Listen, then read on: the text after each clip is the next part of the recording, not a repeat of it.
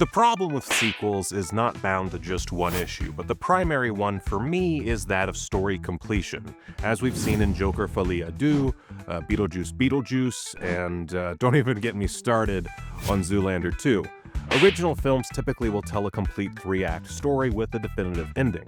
For example, The Matrix follows a full hero's journey. Neo goes from Office Drone to the One, defeats Agent Smith, gains control over the Matrix, and is resurrected.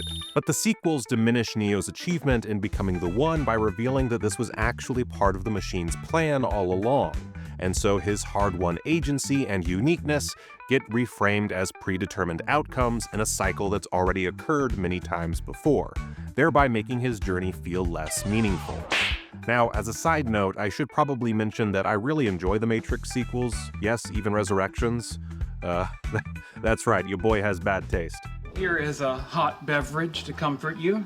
I'm by no means saying that sequels are inherently bad or shouldn't exist, but rather that they are typically superfluous to the films they carry on from. That's really the main issue with sequels. They're typically superfluous. Anywho, the point is that The Matrix is a self-contained story that didn't need sequels. Sequels can also diminish the impact of characters' achievements. Karate Kid Part 2, for example, essentially resets Daniel's underdog position from the first film, wherein he defeats Johnny and earns respect at the tournament. The Star Wars prequels badly reframe the rise of Darth Vader, showing that Anakin's downfall was due to manipulation and just plain old poor decision-making, rather than some tragic corruption. Ghostbusters ended with the team as celebrated heroes and the saviors of New York fully vindicated in their beliefs, only for Ghostbusters 2 to find them washed up with a failed business and treated as frauds, essentially erasing their hard-earned respect and success.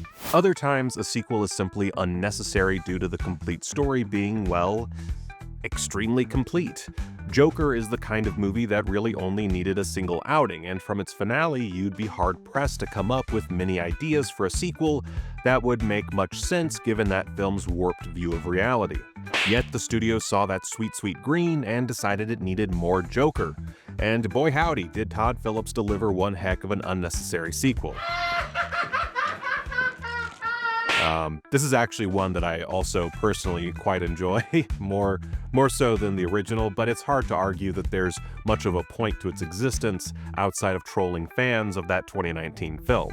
It's a proper WTF experience, which as far as unnecessary sequels go, is certainly memorable at the very least. The Die Hard sequels are a great example of story completion being negated for the sake of furthering the franchise. John McClane ends the original film by saving his wife and reconnecting with his family, but each installment moving past that goes out of its way to break up that family and basically show John incapable of actually maintaining that little bit of happiness that he fights so hard for in the original. It's a somewhat confounding example too, since the character from the end of Die Hard could easily be placed in a similar situation without being a divorced loser or absentee parent. It's as if the writers of the sequels were so dedicated to replicating the first film's formula that they didn't bother to ask whether certain elements were wholly necessary to carry over.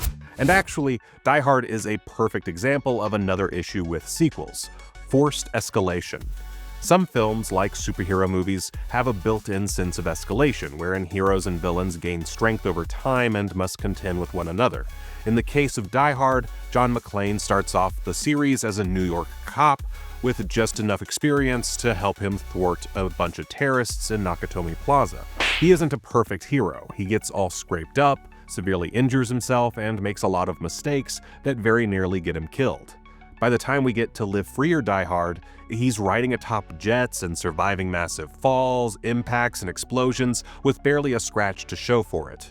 Add to that, the world around McClane gets bigger and bigger with nearly every sequel, with Live Free specifically utilizing a huge chunk of the East Coast for its action, while A Good Day to Die Hard takes place around Moscow and the Chernobyl exclusion zone in Ukraine.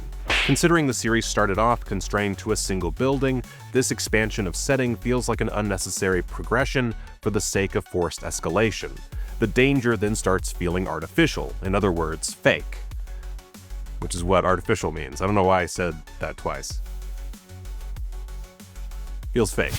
For what it's worth, this expansion does work once, with Die Hard with a Vengeance, wherein New York City is where our characters are bound. However, even in that instance, the villain's plan necessitates John and his partner Zeus Carver play a game of Simon Says, which dictates where in the city they go. They aren't really free to move around all that much, and therein lies a good deal of the tension. Of course, there is another kind of sequel to consider: the legacy sequel. Movies like Beetlejuice Beetlejuice, which come out decades after the original. Once again, these types of films are often superfluous and can even undermine what came before. In the case of Beetlejuice, we find out in the sequel that Lydia's newfound family and feelings of being understood and supported were temporary. Barbara and Adam, the ghosts whom she fostered a parental relationship with, have moved on, and Lydia has regressed back to being isolated and misunderstood. Other sequels, like The Force Awakens, Coming to America, Zoolander 2, and Independence Day Resurgence, suffer similar issues by simply not building upon their originals without undermining past achievements. And once again, I have to make a small aside. There are plenty of great legacy sequels to major motion pictures. Top Gun Maverick is a great example. It shows Tom Cruise's Maverick as someone who learned from his original journey but continues to evolve. His recklessness has matured into calculated risk-taking, while his mentorship of new pilots demonstrates a good deal of growth while staying true to his character. Essentially, time has passed and things have changed, but none of it makes Maverick's earlier development feel meaningless. Where the Rocky sequels tend to undermine Mr. Balboa's previous achievements, Creed celebrates them while passing the torch to a new generation. Mad Max Fury Road, despite functioning essentially as a reboot, presents Max's previous adventures as having shaped him into the wanderer we see. His reluctant heroism feels like a natural evolution from those earlier experiences. Blade Runner 2049 uses the foundations of the original to explore new philosophical concepts and respects the original's ambiguous ending. These are all films that build upon the originals rather than try to simply retcon or reproduce what made those films work. So as you can see, there are pros and cons to sequels, with the primary issue being that most movies simply don't need sequels, and in those instances they often work to undermine what came before. It's only through carefully written and structured screenplays that sequels come out that build upon their predecessors. As such, there isn't a singular problem across all sequels. Rather, there are proverbial landmines that sequels have to navigate in order to succeed. But what do you think is the core issue with sequels? Do you think they're all just dandy and I'm making a big deal out of nothing? Do you just not like my face? Let me know in the comments, and thank you for watching ScreenRant.